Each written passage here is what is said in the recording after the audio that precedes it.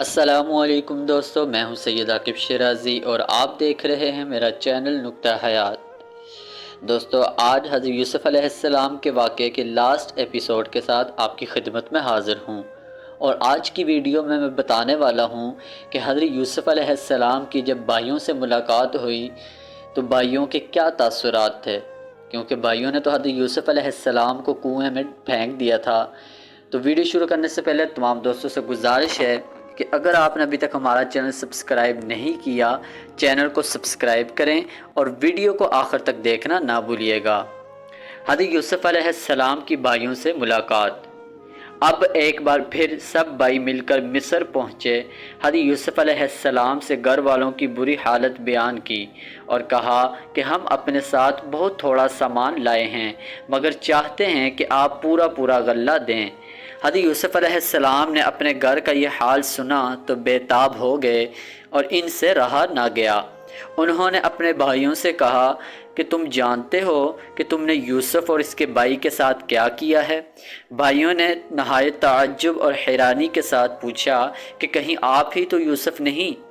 آپ نے فرمایا، ہاں میں ہی یوسف ہوں اور یہ میرا بھائی بنیامین ہے۔ اللہ نے ہم پر بڑا احسان کیا۔ بے شک جو شخص نیک زندگی بسر کرتا ہے اور صبر سے کام لیتا ہے، اللہ اس کا بدلہ دیتا ہے۔ جب تمام بھائیوں کو یقین ہو گیا کہ جس کے دربار میں ہم اس وقت کھڑے ہیں ہمارے بھائی یوسف ہیں، تو سب نے مل کر اپنے گناہوں کا اقرار کیا۔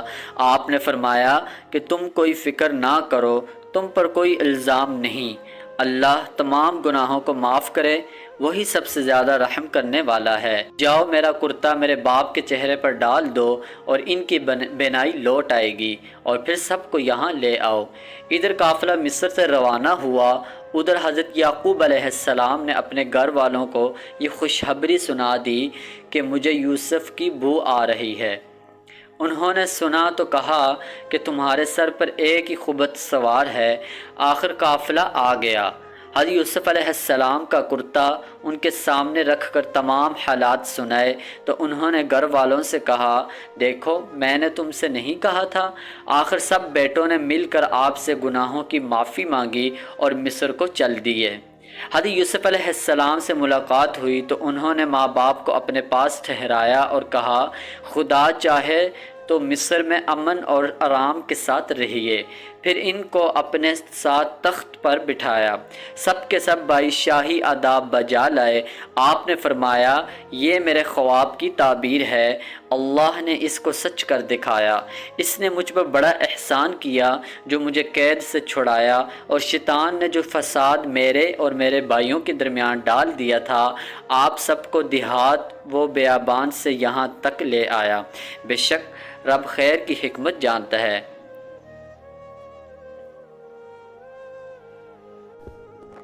آخر میں حضرت یوسف علیہ السلام پکار اٹھے کہ اے میرے پروردگار، تو نے مجھے حکومت دی، باتوں کا مطلب سمجھا دیا۔ اے زمین و آسمان کے پیدا کرنے والے خدا، تو ہی دنیا اور آخرت میں میرا کام بنانے والا ہے۔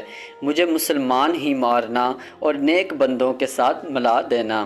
غرض ایک عرصے تک حضرت یوسف علیہ السلام اللہ کے بتائے ہوئے قانون کے مطابق مصر میں حکومت کرتے رہے، لوگوں کو اللہ کی طرف بلاتے رہے، برائیوں سے روکتے رہے، بھلائیوں کو پھیلاتے رہے، ملک مصر کو اچھائیوں سے بھر دیا، اور بالآخر اللہ کے پاس چلے گئے، یعنی آپ کی وفات ہو گئی اور آپ مصر میں دفن ہیں۔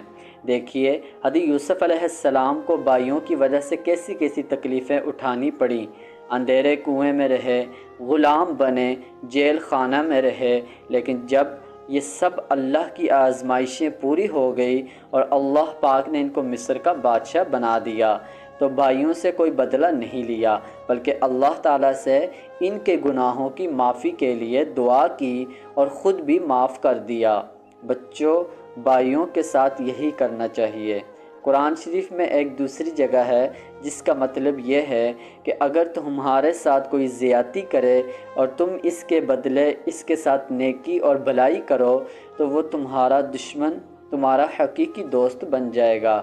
اللہ دوستو یہ تھا حضرت یوسف علیہ السلام کا واقعہ جو 4 ایپیسوڈ میں مکمل ہوا۔